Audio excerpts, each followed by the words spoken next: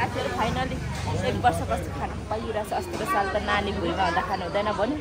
यो साल चाहिँ बल्ल सिजन आयो। आज भात खाइन् थिएन कि क्या थिएन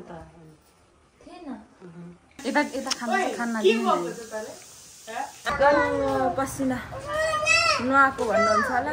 बाहिर निस्किँदा दमको हालत यस्तो छ।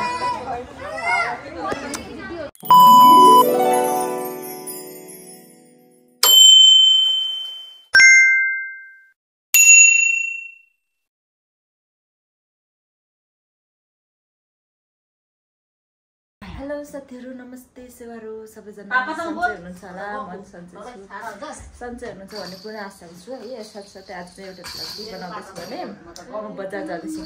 यो पेटमा हुँदाखेरि यसको अनुहार देखेन।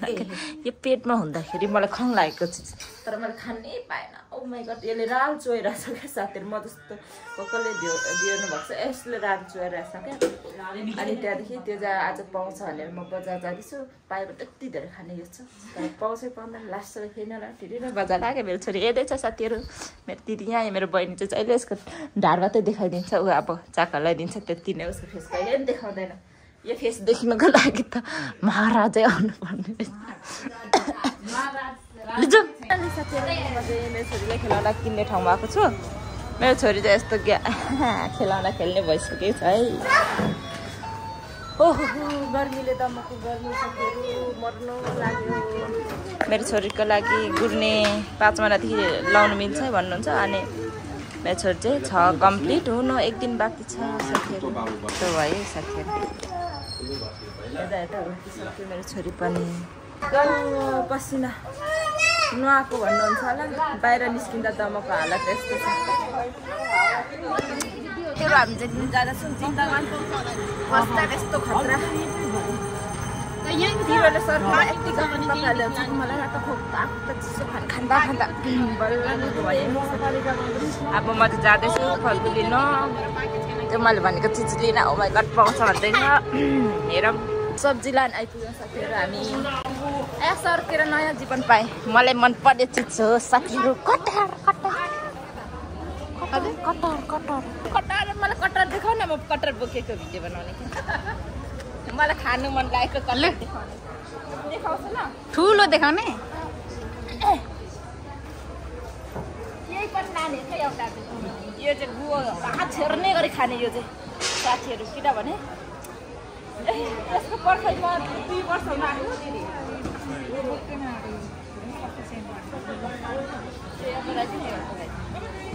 साथीहरू फाइनली 1 वर्षपछि खान पाइरहेको छ। अस्तिको साल त नानी भुइँमा हुँदा खानु हुँदैन भन्यो।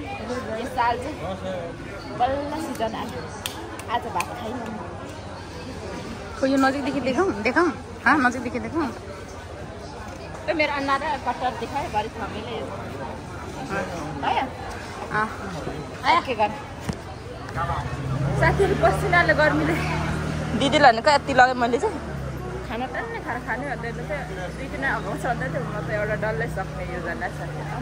यस्तो खुवाउनु लागेको थियो पुरा। मेरो छोरी नै राले भइरहेको छ यो खुवाउनु लागेर मलाई साथीहरू। अब घर लाग्यो घरतर्फ। पसिनाले हेर्नुहोस् दमको पसिना साथीहरू। ओहो झापाको गर्मी पसिना। अङ्कलले माया लाग्ने धम्किनु दिनुभएको। लु बाङ्ला दिदीहरू बाई बाई साथीहरू। आउँदै है फाइनली अब घर लाग्यौँ है।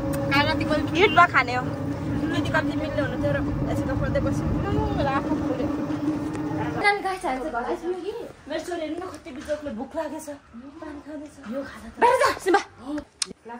थिएन कि क्या थिएन अब दमको गर्मी नुहाएर आएको त होइन तर यसले खोल्नु नजानेको छ नि त साथै। यो कम्तीको रहिरहेको छ। म त साँच्ची चाट छैन होइन। मैले एक्टिङ गर्दाखेरि खिच्छु त अनको हुन्छ यताको खिचेँ होला मैले। यहाँ अलिक खिच्दाखेरि यताबाट परको खिचेँ। यस्तो बिजोक लाइन गएपछि यस्तो बिजोक हुन्छ। वरिपरि हेर्नु भुरा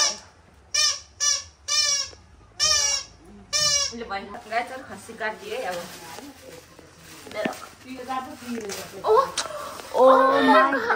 हातमा लाग्छ। छुच्चो छुचो गर्दाखेरि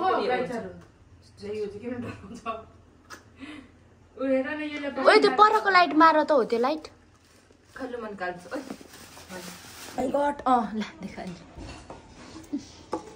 राखेर यहाँ चाहिँ हातमा लाग्छ र किनेर आएको छ हातमा लाग्छ भने चाहिँ मैले प्लास्टिकबाट है यो सबै निकालेर खाने चाहिँ 3 जना छु है एकदम धेरै खाने चाहिँ ला थालमा लाग्छ जस्तो छ थालमा चाहिँ प्लास्टिक छ भने अब जान्छ होला नि अहिले खाना सबै निकाल कति हुन्छ म देखाउँछु ल होइन राम्रो देखिरहेछ क्या के नि